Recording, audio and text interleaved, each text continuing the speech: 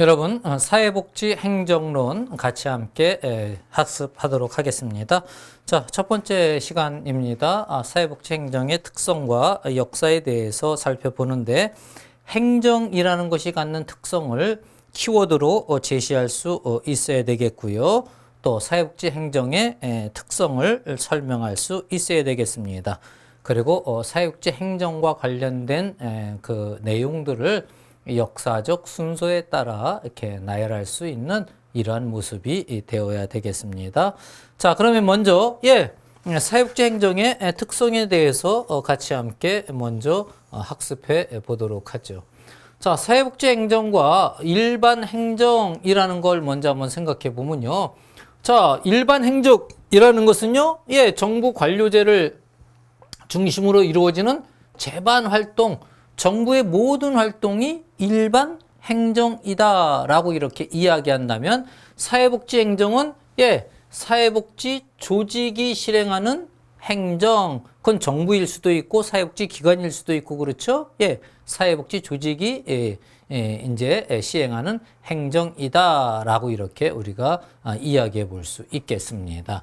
자, 그러면 사회복지 행정과 일반 행정이 둘 다 뭐가 들어가요? 행정이 들어가니까 어떤 공통점이 있냐라는 걸 보면, 결국 행정이라는 것은 문제를 발견하고 문제를 해결해 나가면서 나타나는 게 행정이라고 볼 수 있죠. 그래서 사회복지 행정이든 일반 행정이든 문제 해결 과정이라는 이러한 면에서 공통점을 갖는다라고 이렇게 우리가 정리해 볼 수 있겠습니다.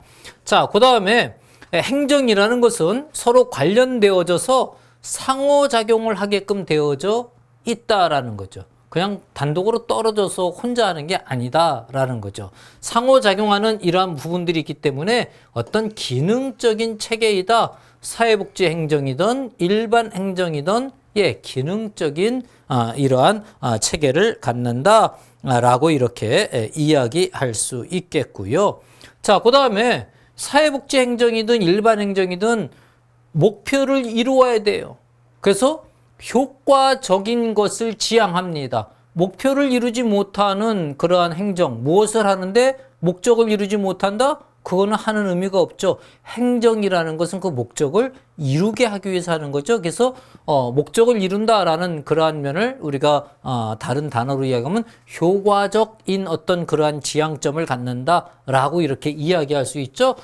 효과적으로 기능하도록 지원하는 과정이다라고 하면서, 그러면서 행정이라는 건 또한 그런 목적을 이루는 데 있어서 비용이나 시간이 적게 들어가야 그래야 어떤 실질적인 그러한 이익이 되는 거죠. 그래서 최적의 효율성을 높이는 과정이다라는 이러한 점에서는 일반 행정과 그 다음에 사회복지 행정도 행정이기 때문에 똑같다라는 거예요. 자, 그리고 행정은 관리 운영을 객관화하는 거죠. 그 다음에 인간 자원의 활용을 이루는 거란 말이죠. 따라서 이 관리 자원의 객관화와 인간 자원 활용화를 적절한 균형을 유지시키는 것, 이것이 행정이기 때문에 사회복지 행정이든 일반 행정이든 공통점을 갖는다. 자, 행정은 조직원의 위치에 관심을 갖고 조직의 목표나 그 조직의 가치나 그 방법, 이것들의 조직원들이 일체감을 갖는 이러한 모습으로 이루어지게 하죠. 그런 면에서 같아요. 또 행정은 개인적인 게 아니잖아요. 그래서 공공 의지를 실행하는 게 행정이라는 면에서 사회복지이든 일반 행정이든 같다라고 이렇게 이야기할 수 있고요. 또 그다음에 행정은 가치 판단을 필요로 하는 대안 선택의 과정이다. 이게 이제 정책할 때 여러분 결국은 정책의 결정은 대안을 선택하는 거라 그랬잖아요. 행정을 넓게 보면 정책하고 연결되어져서 대안 선택의 과정이다라고 이렇게 이야기해 볼 수 있겠고요. 그래서 주요 영역으로 나타나는 게 의사소통, 집단관계, 행정의 참여, 이러한 것들, 사회복지 행정이든 일반 행정이든 행정이 갖는 모습은 똑같이 갖는다라고 이렇게 우리가 이야기해 볼 수 있겠죠. 자, 행정은 조직의 목표를 달성하기 위해서 기획하고 예산 편성하고 집행하고 직원 배치하고 인사 관리하고 사업 실시하고 평가하는 이러한 것들로 이루어진 과정이다라는 것 역시 똑같습니다. 행정이기 때문에 그래요. 그러니까 사회복지 행정도 뭐란 얘기예요? 행정이다라는 거예요. 자, 그럼 이렇게 공통점을 가졌지만 하지만 사회복지 행정과 일반 행정이 차이점도 있을 수 있겠죠. 특히 사회복지 조직은요, 누구를 위해서 일해요? 휴먼 서비스예요. 휴먼 서비스 조직이라는 이 관점에서 사회복지 행정과 일반 행정은 다른 점이 나타날 수밖에 없다라고 이렇게 우리가 이야기해 볼 수 있겠습니다. 그래서 인간을 대상으로 하기 때문에 사회복지 행정은 도덕적, 윤리적 가치 판단이 강조된다라는 거예요. 앞서서 효과적이다, 효율적이다 라는 것 다 똑같다라고 했죠. 그럼에도 불구하고 이러한 것들 무시하지 않지만 그럼에도 불구하고 인간을 대상으로 하기 때문에 윤리적 가치 판단이 강조된다라고 이렇게 이야기할 수 있겠고요. 자, 그다음에 클라이언트와 일선 사회복지의 관계가 효과성과 효율성의 어떤 중요한, 즉 요 관계가 어떻게 되냐에 따라서 효과가 나타나느냐, 또 효과가 효율적으로 나타나느냐라는 모습이 이루어진다라고 이렇게 볼 수가 있고요. 일반 행정이 범국민적 차원에서 이루어진다면 사회복지 행정은 클라이언트를 위한 어떤 서비스 성격이 강하다. 또 클라이언트를 대상으로 하기 때문에 사회 문제 해결이나 욕구의 충족이라는 사회복지의 시작은 뭐라 그랬어요? 사회 문제와 욕구가 있어야 사회복지가 시작된다 그랬잖아요. 그래서 사회복지 자체가 없는 사회가 아이러니컬하게도 가장 이상적인 사회이다라고 말씀드렸잖아요. 즉, 결국 클라이언트를 대상으로 하기 때문에 사회 문제를 해결하고 그 다음에 욕구를 충족하는 이러한 특성을 갖는 게 사회복지 행정이다라는 거죠. 사회복지 조직이 이루는 행정은 일반 행정 관리에 대한 지식을 가져야 돼요. 가져야 되지만 인간의 가치라는 게 그 무엇보다 중요하기 때문에 그것을 초월하는 범위를 갖는다라고 이렇게 우리가 이야기할 수 있겠습니다. 자, 그 다음에 다양한 지식과 기술을 요한다. 다시 말해서 지역사회, 정치, 경제, 사회, 또 심리적인 것, 또 실천 기술, 이러한 것들, 다양한 실천 기술을 가져야 이 사회복지 행정이 이루어진다라고 볼 수가 있고요. 사회복지 행정은 사회복지사의 전문적 직무 수행 역량에 크게 의존할 수밖에 없겠죠.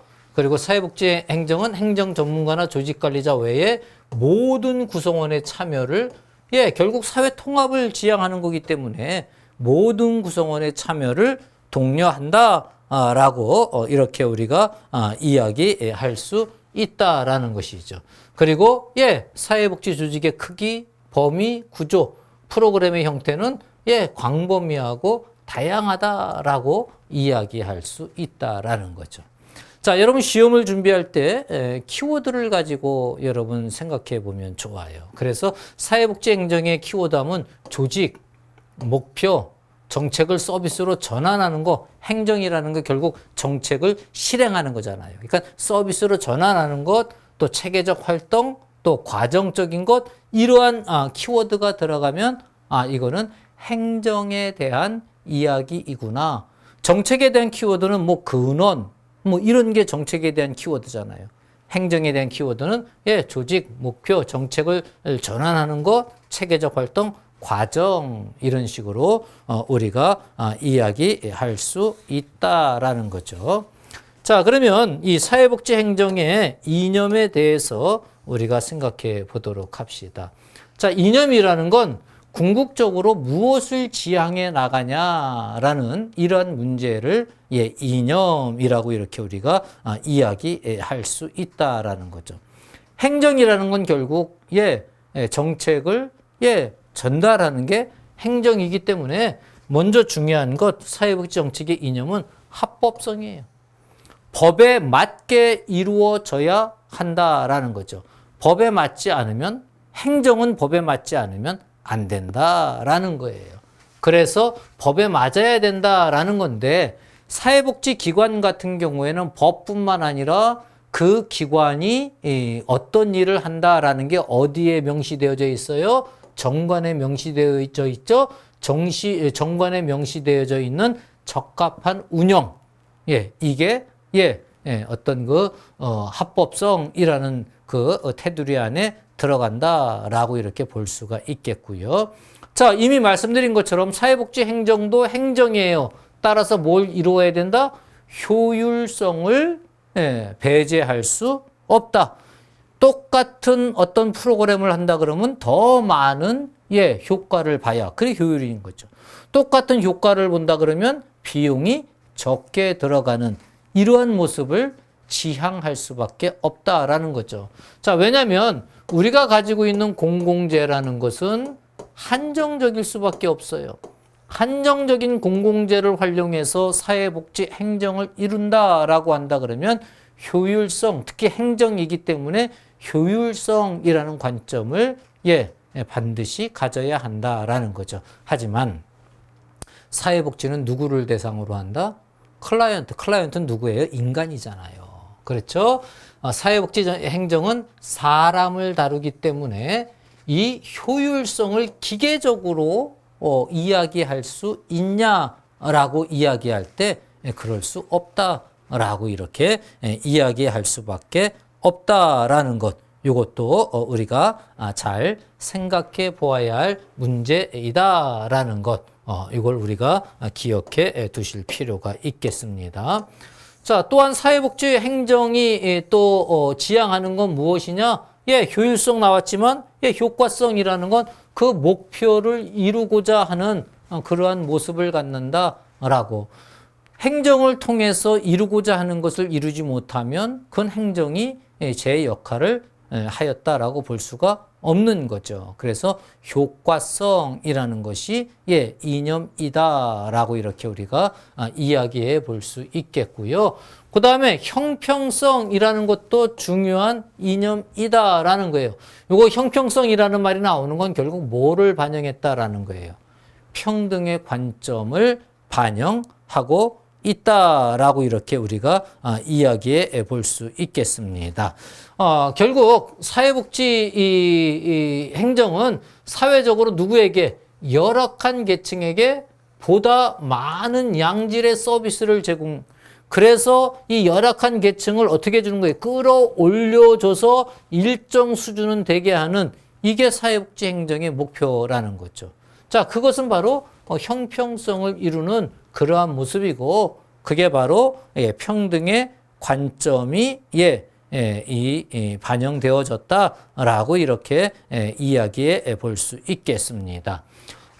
여러분 그 사회복지 정책론에서 우리가 정책을 이룰 때에 갖는 어떤 이제 방법들을 이야기할 때 정의를 얻는 방법 또 사회 정의를 이루는 방법 이런 걸 이야기할 때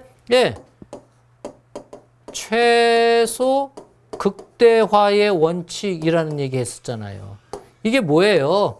최소를 높여주는 극대화하는 이러한 것이 사회복지의 어떤 지향점이다라는 거죠. 자, 그런 면에서 여러 가지 문제를 해결할 때 소수자나 불리한 입장에 있는 사람의 이익에 관심을 갖고 그걸 고려하고선 이 행정이 이루어져야 한다라고 이렇게 이야기해 볼 수 있겠습니다. 자, 그 다음에 또 행정에 지향하는 원리를 이야기할 때 접근 편의성 또는 접근 편리성라는 것 이거를 이야기할 수밖에 없지요. 접근 편의성이라는 건 여러분 여러 가지로 생각해야 돼요. 가장 우선적으로 생각할 수 있는 것은 지리적인 어떤 접근 편의성을 이야기할 수 있죠. 자, 그 행정이 이루어지는 지리적 거리가 가까울수록 어떤 그 접근성이 높다라고 이렇게 이야기할 수 있죠. 그러나 이 접근성이라는 건 반드시 지리적 면만 이야기하는 게 아니다라는 거예요. 다른 것도 있습니다. 절차의 편리성. 절차가 복잡하면 그 행정을 이용할 수 있어요, 없어요? 이용할 수 없잖아요. 절차의 편리성도 접근 편의성에 관계되어진다라고 이렇게 이야기할 수 있고요. 또 정보 접근의 용이성. 어떤 정보에 쉽게 접해야 그걸 이용할 수 있을 것 아니에요. 정보를 얻는 것 자체가 어렵다라고 한다 그러면 이용할 수 없잖아요. 그러니까 이것도 접근 편의성의 개념이다. 또 그다음에 그다음에 절차, 접근, 그다음에 이것도 이야기할 수 있어요. 낙인감 같은 것이 생기지 않는 것. 낙인감이 생기면은 그걸 이용할 수 있어요, 없어요? 이용할 수 없잖아요. 이렇게 접근 편의성이라는 것은 지리적인 면이 1차적이지만 지리적인 면에만 한정된 것은 아니다라는 것. 이러한 것들도 우리가 생각해 볼 수 있어야 되겠습니다. 자, 그 다음에 책임성도 지향하는 주요 이념 중에 하나이다라는 거죠. 즉, 사회복지 조직이 달성하고자 하는 목표를 이루었느냐, 그것을 이루기 위해서 노력했냐, 다시 말해서 사회 문제나 욕구를 채워주기 위해서 이거에 맞게 부응했냐라는 것, 이게 책임성의 어떤 그 이념이다라고 이렇게 우리가 이야기해 볼 수 있겠습니다. 자, 그런데 우리가 이 사회복지 행정이라는 것의 특수성을 한번 생각해 보면 이러한 어떤 그 모습들도 이야기할 수 있다라는 거예요. 자, 이게 굉장히 중요합니다. 여러 번 자주 출제되는 영역이다라고 이렇게 우리가 한번 이야기해 볼 수 있겠어요. 자, 다른 것보다도 먼저 도덕적 가치 지향이라는 것. 더 나은 사회, 또 더 나은 삶, 이런 걸 추구하잖아요. 그러니까 사회복지는 도덕적 가치를 지향하는 거예요. 사회복지 행정 역시 도덕적 가치를 지향하고요. 그 다음에 서로의 상호작용의 어떤 영향을 크게 받는다. 전문가와 클라이언트 간의 상호작용. 이러한 것들이 중요하게 작용을 하게 된다라는 것 이야기할 수 있겠고요. 그 다음에 사회적 책임성이라는 걸 이야기할 수 있죠. 즉, 사회적 책임성이라는 관점에서 이 사회복지 행정이 이루어지고 또 사회적 책임성이라는 면에서 이 사회복지 행정에 참여하는 이러한 모습들이 나타난다라는 거죠. 그 다음에 중요한 게 기술의 불명확성과 전문가의 중요성. 여러분, 사회복지 조직이 활용하는 기술이라는 것, 결국 이것은 어떤 전문가가 다양한 실천 기술을 가지고 클라이언트를 접하게 되는 거죠. 따라서 이 사회복지 실천하는 사람들은 전문가가 되어야 돼요. 그런데 누구를 대상으로 해요? 사람을 대상으로 한단 말이죠. 사람은요, 수시로 변하는 게 사람이에요. 우리가 기계를 다루는 건 일정 그 기계 패턴을 알면, 기술을 익히면, 기능적인 걸 익히면 오래 사용할 수 있어요. 근데 사람이라는 건, 어제 다르고, 오늘 다르고, 또 내일 어떻게 될지 몰라요. 그렇기 때문에 인간을 다루는 기술은요, 명확하게 이렇다라고, 특정 지을 수가 없다라는 거죠. 그렇기 때문에 불확실성이 많다라는 거예요. 쉽게 말해서 문제는 클라이언트 수만큼이나 다양하다라고 이렇게 이야기할 수밖에 없어요.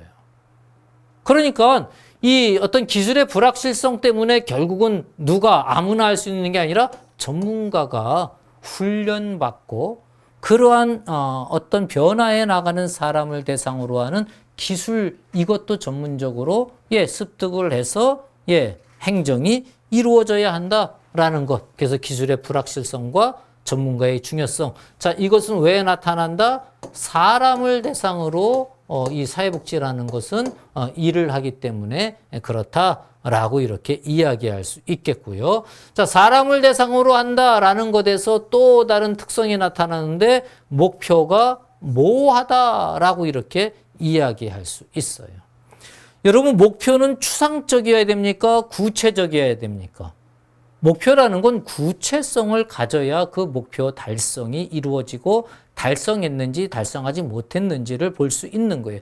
근데 인간을 대상으로 하기 때문에 이거를 구체화하기가 쉽지 않다라는 거죠. 그래서 사회복지 행정을 하다 보면 사회복지가 붙으면 다 그래요. 목표가 추상적일 수 있다. 그렇기 때문에 전문가적 판단이나 어떤 이러한 것이 중요하고 또 타협해 나가는 이러한 모습들이 중요하다라고 이렇게 이야기할 수 있고요. 자, 목표만 모호한 게 아니라 성과도 모호하다라는 거예요. 자, 성과라는 건 어떤 그 변화된 그 모습, 결과를 이루어낸 모습, 이런 것들 이야기하잖아요. 그런데 이게 인간의 변화라는 건 딱 칼로 무제듯이 여기서 이만큼 변화했어 라고 이렇게 이야기할 수가 없다는 거죠. 그러니까 이 성과에 대해서 측정이 모호한 경우가 많다라는 거죠. 따라서 성공적인 것인지 비판하는 기준도 모호할 수밖에 없는 게 사회복지 행정의 어떤 그 특수성이라고 이렇게 이야기할 수 있고요. 연결하여 인간을 대상으로 하기 때문에 나타나는 문제들이에요.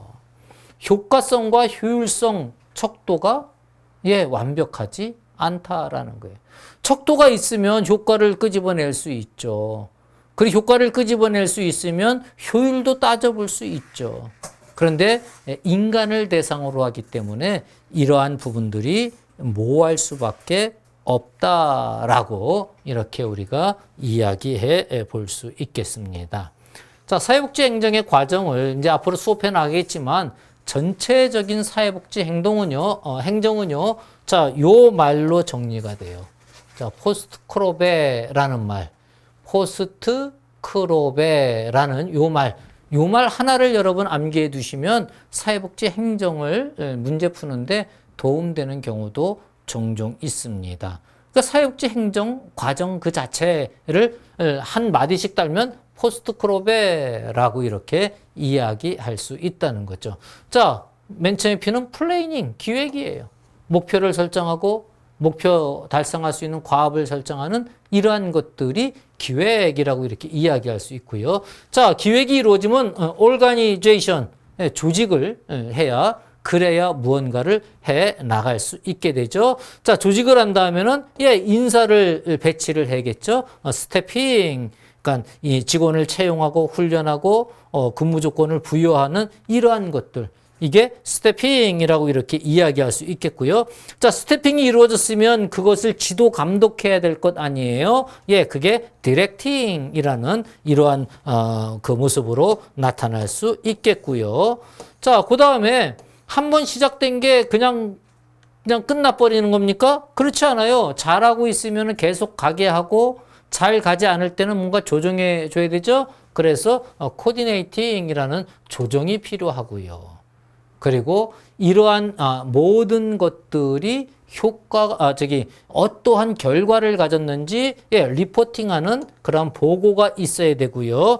이러한 과정 전체에 대해서 뭘 해야 돼요? 평가를 해야 되게 이제 평가 제일 나중이고 그러한 것이 이루어지도록 하는 재정에 대한 것 이것도 사회복지 행정의 중요한 과정이고요. 그리고 이 행정 전체를 평가하는 이러한 모습.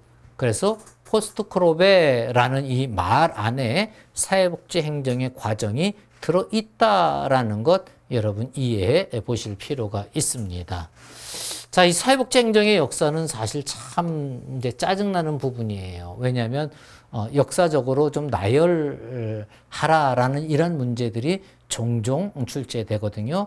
그렇다고 해서 우리가 역사를 세세하고 시시콜콜하게 다 공부해 두기는 또 가능하지도 않단 말이죠. 여러분, 개략적인 흐름을 이해하는 선에서 공부하시고요. 그런 문제가 나오면 그러한 흐름을 비추어서 문제를 푸는 그러한 지혜를 가지시기 바랍니다.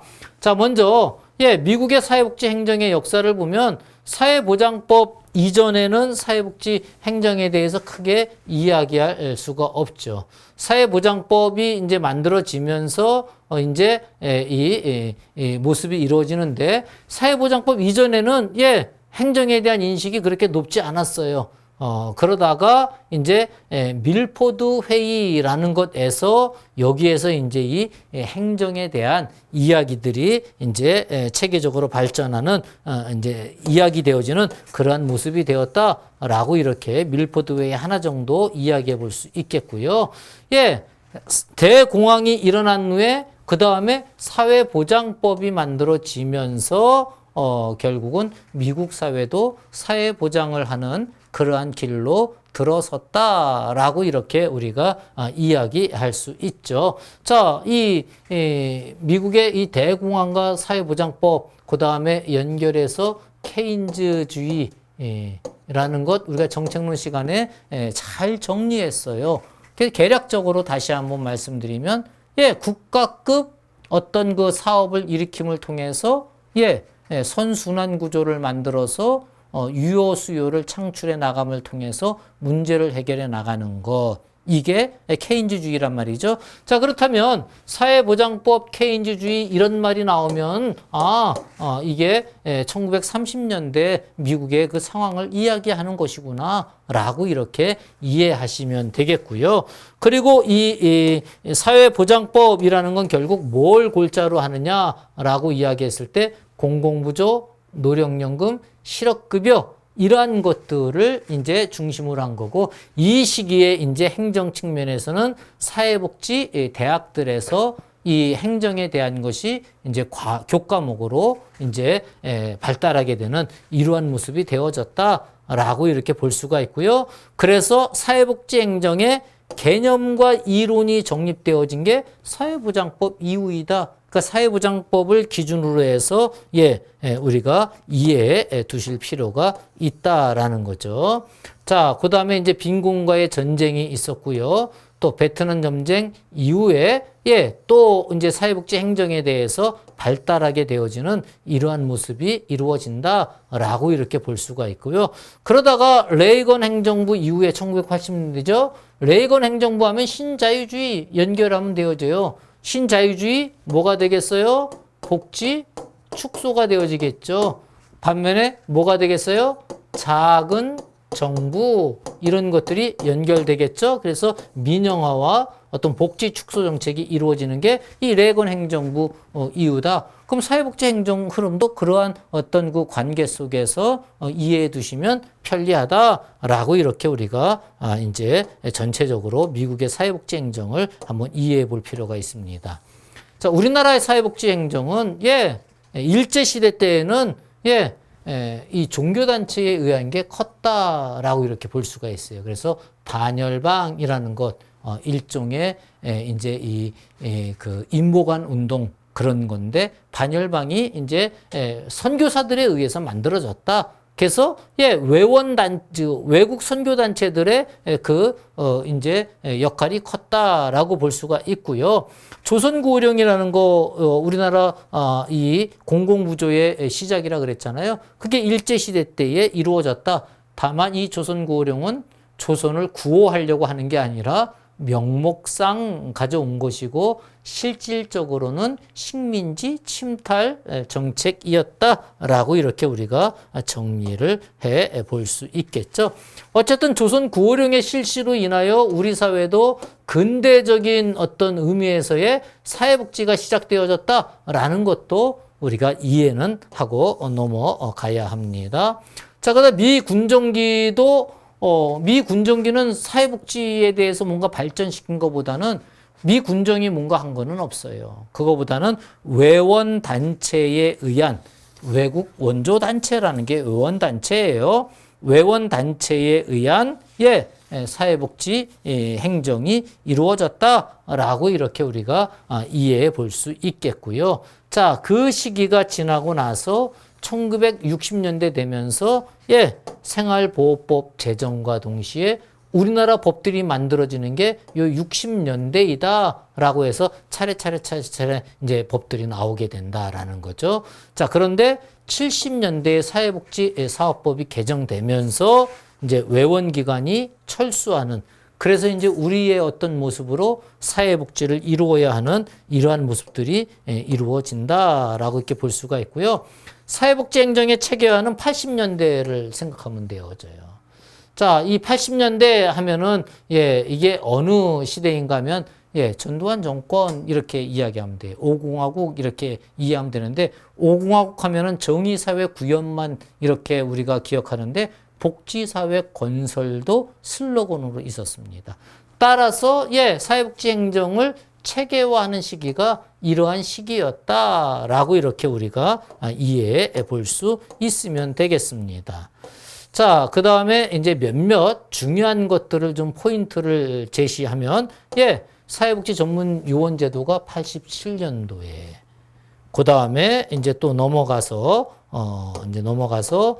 사회복지 사업법 개정으로 전담 공무원이 91년도에, 그 다음에 이 시설 설치를 다양화하고 중요한 게 3년마다 1회 평가한 게 1997년도 개정으로, 그 다음에 시도 사회복지협의회 법인화한 것이 98년도, 사회복지 공동모금회도 역시 그때쯤이라고 이렇게 이야기할 수 있겠습니다.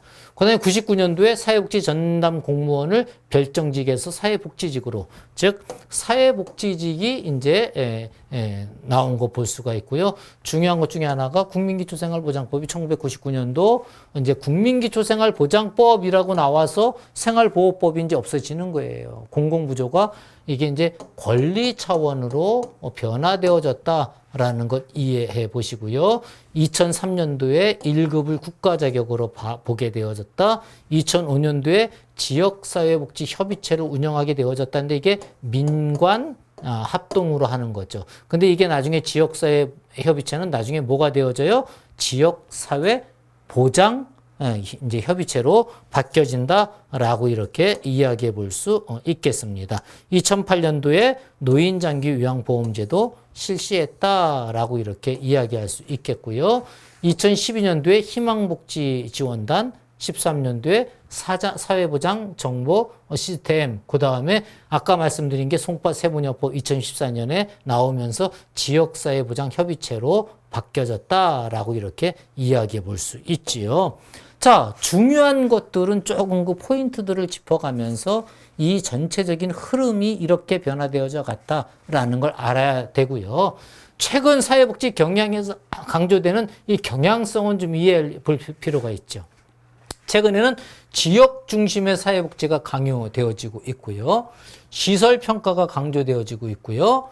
사회복지 주체를 다양화해야 한다라는 게 강조되어져 있고요. 그러면서 이 사회복지 주체를 다양화한다라면서 함께 따라 나오는 게 시장화한 거 아니냐라는 비판이 함께 따라 나올 수밖에 없고요. 사회복지 전문성이 제고되는 그러한 모습이 나타나고요. 수요자 중심의 사회복지 서비스로 바뀌어져 나간다라는, 이건 지극히 당연한 것들이니까 그 경향성에 대해서는 잘 파악하고 계시면 되겠습니다. 자, 중요한 건 사회복지 행정의 그 행정을 키워드로 이야기할 때 뭘로 이야기할 수 있느냐라는 것들, 또 사회복지 행정의 특수한 그런 모습들, 그 특징들, 이러한 것들을 잘 정리해 두시기 바랍니다.